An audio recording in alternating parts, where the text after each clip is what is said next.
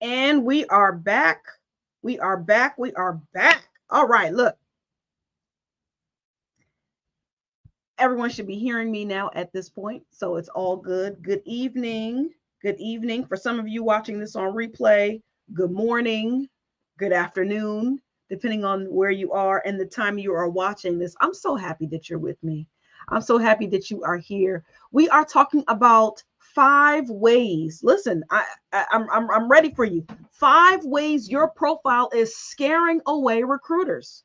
5 ways your profile is scaring away recruiters. Listen to what I'm saying, right? You see, I saw Halloween stuff everywhere. Halloween, everyone is advertising for Halloween, right? Because we are in the month of October. And when I looked at some of your LinkedIn profiles, I was like, now listen, this is the real scariness right here. Like it was like a haunted house up in there. Some of your profiles scared the mess out of me, and so with that being said, I said I need to really talk about how our LinkedIn profile is scaring recruiters. So I've got 5 ways, but I don't just have the 5 ways that your LinkedIn profile is scaring recruiters. I also have the fixes for those 5 ways. As always, I'm not just going to leave you with what's happening. I'm also going to give you the fix, the how to fix this thing. So I want you to stay with me. I am broadcasting live from Philadelphia, Pennsylvania. The time here is late, right? Later than I hoped to be, but I am here nonetheless. And I want to know, where are you watching me from? So this is live from Philadelphia, Pennsylvania. Where are you watching me from? Go ahead and drop in the chat right now where you're watching me from. I would love to know. If you're watching this on replay, type hashtag replay in the chat and I will definitely reach out to you. And I'm glad that you're taking the time to watch the replay and to stay engaged. So this is not going to take long. I promise you that.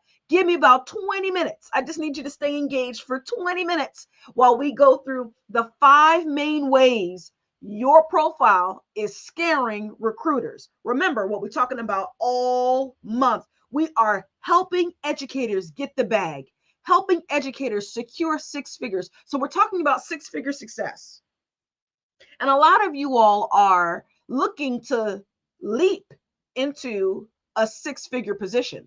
And we can do that. But here's the thing, your profile got to be right.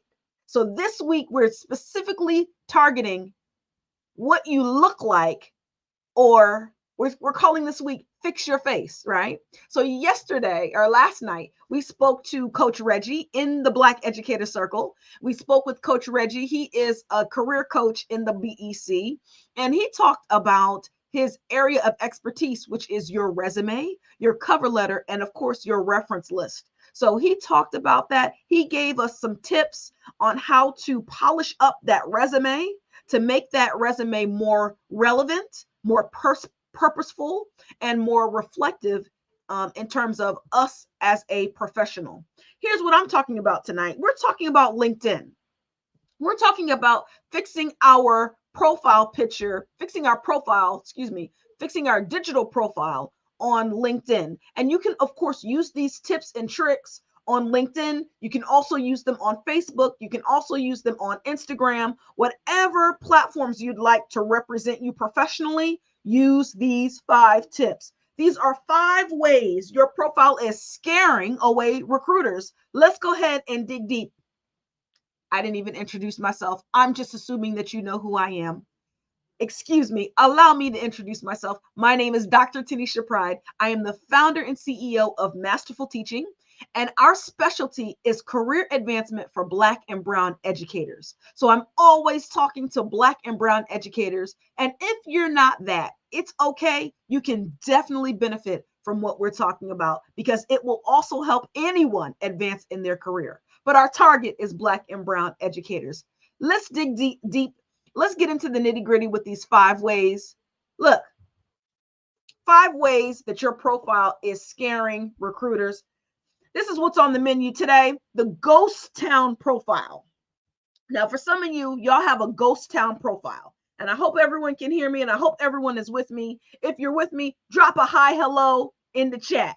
The ghost town profile. Then you may have a vague and lengthy description. That's a major turnoff. Lastly, incoherent career narratives, right? So we're going to talk and get into what that is. As I said, this is only going to be about 20 minutes, and you'll see. Let's talk about the faceless figure. Oh my goodness. This is one of my biggest pet peeves when I look through LinkedIn profiles, right? So let's go ahead and talk about it. If you have no photo at all, come on, this is 2023. Get your life. No photo, or maybe you have a casual picture of you, right? Maybe you were at a juncture or at a party or at a social gathering, and you did kind of like, you did a selfie and it was kind of like one of these, and you liked the lighting, so you made that your professional profile picture. Listen, you got to do better, right? Here's the fix to that. You've got to invest in high quality, recent professional headshots, whether that be an investment in terms of your time with you taking them in, like on your iPhone or on your Android, right? But making sure that they're up to par, maybe even using a little AI to polish them up, right? Or whether you decide to pay for professional headshots. Make sure that that profile picture is professional. It's got to portray you as approachable. It also has to portray you as being serious about your career. So that selfie that you took real quick at an outdoor gathering, that doesn't do that. I'm sorry to say. It's a nice picture. Now, don't get me wrong, right? You look good. You look real good. But it doesn't portray you in a professional light. And that's what you need, especially your LinkedIn profile to look like, especially when you're job hunting. So I hope this is helping someone. Let's move on. Let's move on. Now we're talking about the ghost town profile. The ghost town profile. What do you mean by the ghost town profile? Remember, this is Halloween season, so right? I don't celebrate, but in lieu of Halloween, we're talking about ghost town. Well, what does that mean? If your profile has cobwebs on it and hasn't been updated in years, that's what I'm talking about. We know your last job was not in 2003. Come on now. We know that. But yet and still, your LinkedIn profile says your last job was in 2003. That doesn't make any sense. So now, as someone who is always on the hiring committee, when I look at your 2003 job, I'm like, well, are they still there? Because it doesn't seem like they're still there. It seems like they completely took a career shift from Wendy's, working at Wendy's in 2003. Yeah, I guess we don't have any updated information. That's a turnoff. That's a turnoff. So I need you to make sure that your profile, especially your job timeline, is up to date on LinkedIn. Here's the next thing. You may have gaps in your timeline, right? So gaps in your timeline, that does send up a red flag when we talk about gaps, but you have to be prepared to speak about those in an interview if asked. Here's the next thing. You may have missing recent accomplishments. We absolutely love what you did with your class and your student achievement rate in 2006. But guess what? It's 2023, baby. So what have you done for us lately? Make sure you update, right? What's going on in the here and now, especially in terms of your accomplishments, especially in terms of your accomplishments. A lot of you just have education up to your bachelor's degree on LinkedIn, and you got a master's degree 5 years ago. Why is that not on there? Some of you have achieved a terminal degree. Some of you have an EDD. Some of you have a PhD, right? Why is that not on your LinkedIn profile? That should definitely be on LinkedIn. Make sure your accomplishments are up to date, as up to date as that profile picture. Okay. So with that being said, guys, You already know the fix. I don't think we need to get into the fix. The fix is making sure that everything stays up to date. And here's another little gold nugget that I wanted to drop in here. Share, share, share. Share relevant articles, and that helps engage your network. So make sure you share. And when you share, so this is what I would say, make sure everything on your profile is up to date and then begin sharing. Because as you share, then people will look at what you shared, and then the next move they make is to go to your profile. So you don't have to necessarily get on LinkedIn and begin creating things and sharing only what you created. No, absolutely not. You can also share relevant articles and relevant research that your network is sharing. But make sure your profile is up to date before you share, because sharing will attract visitors to your profile. So be careful with that. Here's our next thing. And I hope this is helping someone. I really hope that I'm helping you. Please make sure you drop in the chat, drop a hi, hello. And if you're with me, drop a yes in the chat, please. I want to make sure that I am dropping nothing but value in here. So here's the next thing. If you have vague and lengthy descriptions, that is a major turnoff, especially to someone that is looking to see what your expertise is in. Right? So a lot of times we got resumes to look at. And after I read the resume while I was on the hiring committee, I would then say, I wonder if this person is on LinkedIn. Let's look them up on LinkedIn, because LinkedIn is a professional, right? Professional-ish, professional platform. So with that though, a lot of times people have these vague and lengthy descriptions that have nothing to do. It sounds like they're rambling. Be very careful. Make sure that description in your profile is concise and it's an impactful summary highlighting your key achievements. Make sure you've got some skills in there that are relevant to the job that you are actually actively searching, that you're actively looking for. Make sure your targeted roles, the qualifications that they're looking for, make sure those are highlighted in your description. This is critical. People don't like to read. So I'm specifically looking for this skill set. This person applied for the job. They know that we're looking for this specific skill set or these specific skills, and those skills need to be front and center on their profile. So I hope this is helping someone. With that being said, guys, look. Here's what we need to do. Here's what we need to do.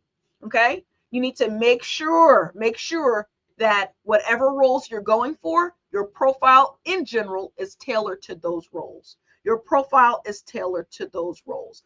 Like I said, I hope I'm helping someone with this. The vague and the lengthy descriptions, be very careful of that, please. Be very careful of the vague and the lengthy descriptions, because, guys, recruiters only spend a few seconds scanning profiles, just a couple of seconds. So if those keywords don't pop out at them, then they're going to keep it moving. And we want to make sure that you get the job that you are going for. So with that, guys, make sure that even if they scanned your profile, certain things will pop out to them that will attract them and draw them in deeper to figuring out who you are and the value that you bring to the table. All right, let's keep it moving, because like I said, it's late already. With that, do you have an incoherent career narrative on there? Be careful of this, guys, because if you just have an assortment of, job roles without a clear direction of what job or where you're trying to go, that is so off-putting. Believe you me, it's like this person is mid-career and they don't know what they're trying to do. They don't know where they're trying to go. It looks like you're indecisive. It looks like you're just trying to grab and accept any old job. And that's not true. Because time is of the essence, you know exactly where we're trying to go. And so because of that, you need to make sure that the narratives on your profile are very concise and there's a clear direction in terms of where you are trying to go, the job that you are trying to go for. I hope I'm helping someone. So don't just have a random assortment of job roles. Please do not do that. Your profile should not look like a collage of things. It should never mirror a collage. Okay, that's the best way I can put it. Here is what we need to do. You've got to definitely weave the things that you like, weave what you're looking for into a coherent, cohesive narrative. And what that does, it also reveals your purpose, and it also reveals your growth and why you are actually looking for the position that you're looking for. So I hope this is helping. With that, here's a big thing. Here's a really, really big thing on LinkedIn, okay, that a lot of people overlook. You may not have any recommendations or endorsements on LinkedIn, which is why it looks like you are just big upping yourself. You are just telling everyone how great you are, but no one else agrees with that. That's what it looks like. So what that means is I'm on LinkedIn. I've got my description right. I even uploaded my resume, and everyone can see how amazing I am. I'm still not getting anyone interested. Like I'm not, the recruiters just keep passing me by. I don't know what's happening. No one is dropping in my DMs on LinkedIn. Like no one is saying anything. And I even have open to work as my profile. Man, I don't know what's going on. Let me tell you what's going on. You could be tooting your own horn all day. On LinkedIn, if no one has endorsed you for the skills that you say you have, it looks like it's just hot air. So you got to be careful with this. The best thing to do, guys, is to make sure that you reach out to your network, reach out to your colleagues, of course, the ones that are on LinkedIn. Let them know, hey, I've been in the classroom. One of the things that I do well is, of course, differentiated instruction. Another thing that I do well is time management, project management. I saw that you're on LinkedIn. We're connected. Can you endorse me for these things on LinkedIn? And what are some of the skill sets that you want me to endorse you for? I'll definitely do that, right? Lean on your network, right? You've got to make sure that your colleagues are endorsing you for specific skill sets, and you are endorsing them for their specific skill sets. So it doesn't look like because you just posted your resume and you said you're open to work that you're just bragging on yourself, right? No. Actually, their network and even people outside of their network have endorsed them for these things. So make sure you have endorsements from the people in your network. And of course, when you ask for them, make sure you give them back. I hope I'm helping someone. I really do. It is 9:35 and it is a school night. So this is what I want you to do. We have this week a huge deal going on with our career coach, Coach Reggie. Coach Reggie last night, and if you didn't catch it live last night, it's okay. It is in the replay is in the BEC. So catch the replay in the Black Educator Circle. We talked with Coach Reggie about what our resume should look like, our cover letter, the importance of our cover letter. We talked to Coach Reggie, about our complete facelift, our complete makeover in terms of our resume, right? And so with that, we are offering this week a complete resume makeover. Please drop a 2 in the chat right now if you are interested in that makeover, and we will reach out to you. So what we do is we redo your resume, we redo your cover letter, we also redo your reference list, make everything cohesive. It is an amazing makeover. Why? Because a lot of you need a facelift. A lot of you have not updated your resume in years. So you're trying to go for new jobs, new positions, And that resume is just as dusty as it was in 1992. Listen, never fear. We know that you don't have the type time to update your resume. And like we understand you are an active educator, right? And we know what you do. And we know that you take work home and you're working as hard as you possibly can. So you don't have time to do all this. Guess what? This is a done for you service. Type 2 in the chat so that we can drop in your DMs and really take your resume and cover letter to the next level. All right, guys. This service is an amazing done for you service. We are offering it from as of yesterday.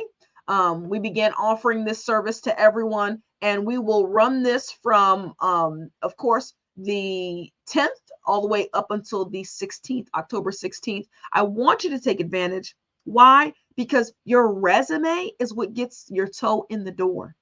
Your resume is what gets you invited to the interview, right?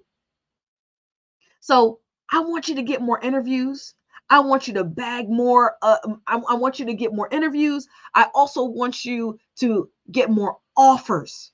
So with that, you guys, tomorrow, and it takes me right, it's a sweet segue into tomorrow. Tomorrow we are talking about acing the job interview. The questions that educators sometimes blunder, right?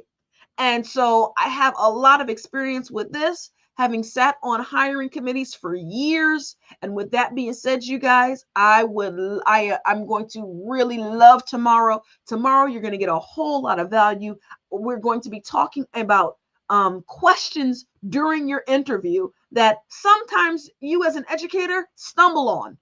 So the top 5 questions that catch educators off guard, we're going over them tomorrow and over the answers, the responses to those questions tomorrow. Do not miss the live tomorrow at 8:30 sharp in the BEC. This will be this live tomorrow will be exclusive to the BEC. I will not be on my personal Facebook page. We will not be on YouTube. We will be exclusively in the BEC. So make sure you get in the room. It's free. Join us, and we will see you tomorrow. Have a great night, everyone.